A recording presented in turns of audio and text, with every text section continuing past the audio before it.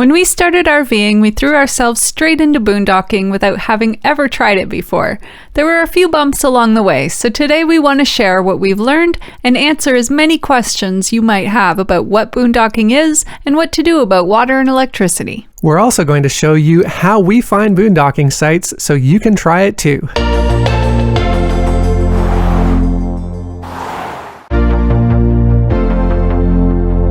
Boondocking, sometimes called dry camping, is camping without any electrical, water, or sewer hookups. It requires you to be completely self-contained and is often done off-grid in unconventional campsites. It could even refer to spending a night in a store parking lot. And best of all, it's often free or very low cost. RV boondocking requires you to come prepared and to be self-reliant. When we go boondocking, we still have water and power. We just have to use the onboard systems instead of hooking up to an external source like we would when we go to an established campground. Let's look at how those systems work. Our travel trailer has freshwater, gray water, and black water tanks on board. Your rig might have something similar, and it's a good idea to know each one's capacity before heading out, as that will come in handy when managing your water consumption. Before a boondocking trip, we usually fill our fresh water tank at home, based on when we think we'll have the next chance to fill up. Keep in mind, a full water tank means you're carrying a lot of extra weight and may affect how your trailer handles on the road.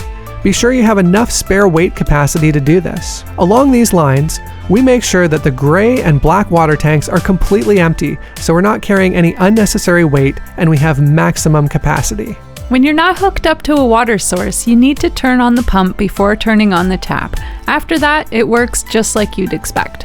But what happens if you need more water or need to empty your tanks? Before leaving, we look up water and dumping stations on a site called Sanadumps and note down a few just in case we don't have cell service.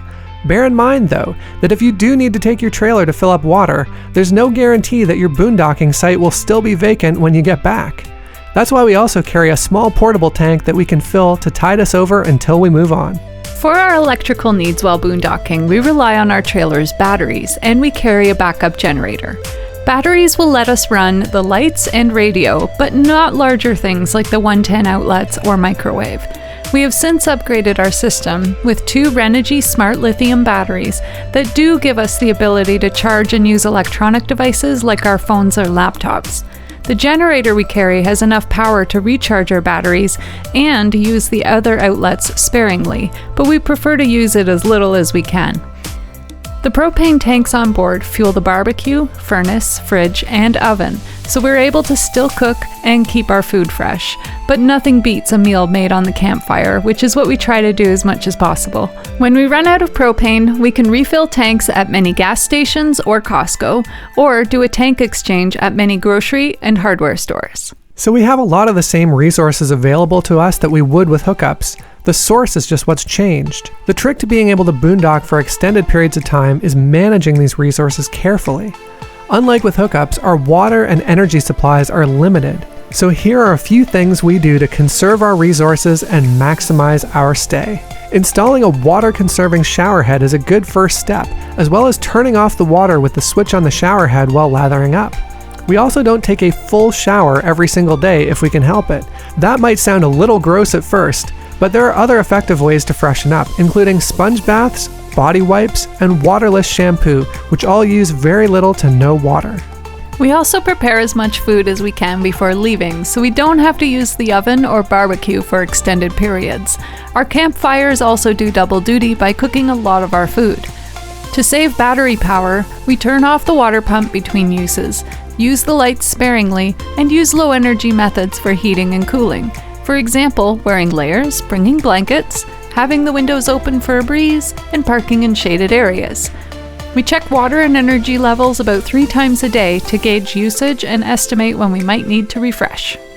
Because we need to be self-reliant while boondocking, and we're often in remote places with very few services, we try and bring any tools we might need, including jumper cables and a portable battery booster, a portable air compressor to maintain tire pressure, a bottle jack, torque wrench, and spare tire in case of a flat, orange traffic cones, walkie-talkies, a full toolbox with wrenches, screwdrivers, multimeter, and more, and finally, a sealed bin to store and pack out our trash. wish we could say that there was one source to find every boondocking site, but that hasn't been our experience so far. We find that using a combination of resources is really the best method to finding good boondocking sites. So far, we've used some free apps and websites like ioverlander.com, freecampsites.net, and freeroam.app. These sites have helped us find everything from Walmart parking lots that accept overnight stays to out-of-the-way, off-grid sites we can use for several days. We'll link to them in the description below. There are also subscription-based sites like Boondockers Welcome and Harvest Hosts, which we haven't tried yet. Another way we find free or nearly free boondocking sites is by word of mouth, and from various Facebook groups we've joined, and even in the local community near our home base.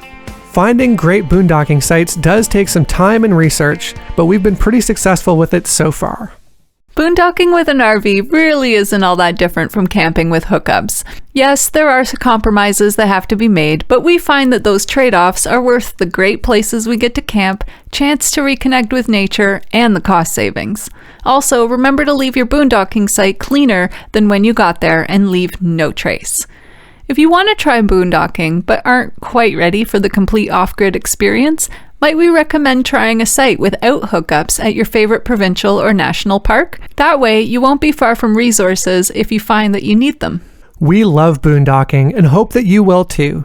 And if you enjoyed this video, we'd really appreciate if you could give us a like, subscribe, hit that notification bell, and share this video with your friends. It really helps us grow our community and reach a wider audience. And in the meantime, Keep on living the life you've imagined.